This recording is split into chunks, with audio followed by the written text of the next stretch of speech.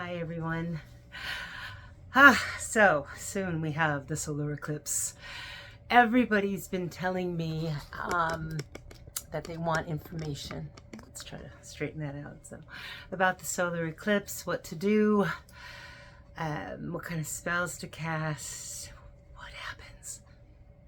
Well, from a witch's perspective, not every spell can be done during an eclipse, nor should it be. So when it comes to the eclipse, what we do is sympathetic magic. So think about a stage with the lights highlighting and illuminating the stage. Your entire life is highlighted. That's what happens when the sun is out. That's what happens when there's a full moon.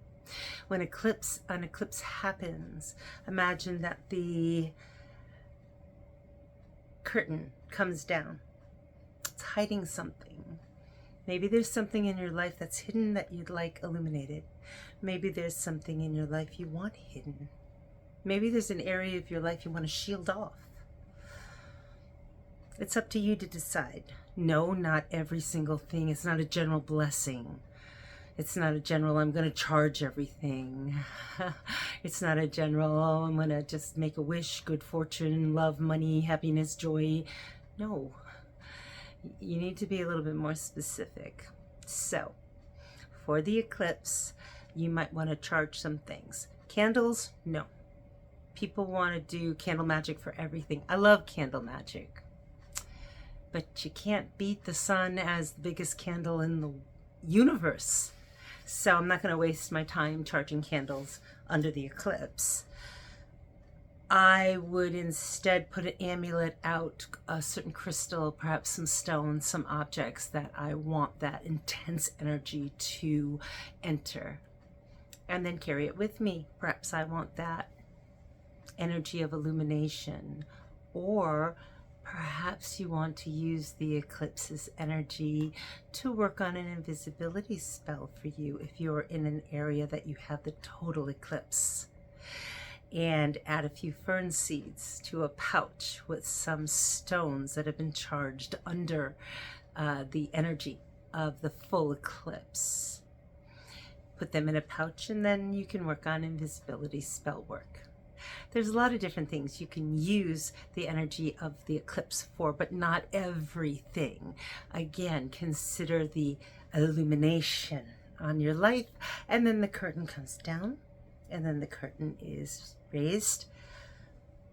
What's happening? What are you hiding, or what are you covering?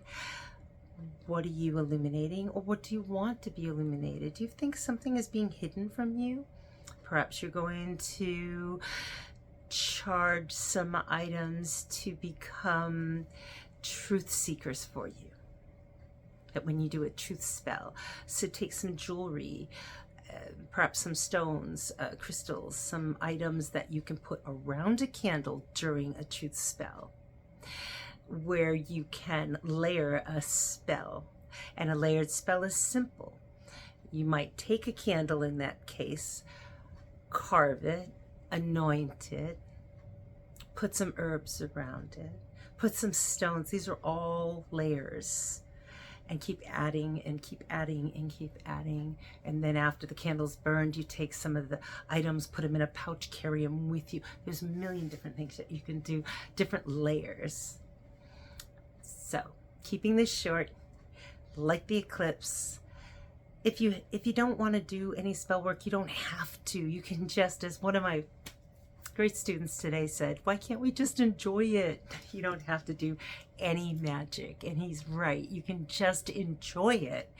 Make sure you have proper glasses, proper eyewear, because we do not want to lose our eyesight or harm our eyes at all.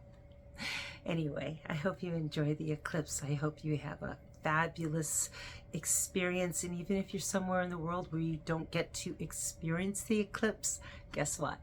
You can still put your items out and charge them, because that energy is reverberating around the earth, and you can still get that energy and use it at a later time.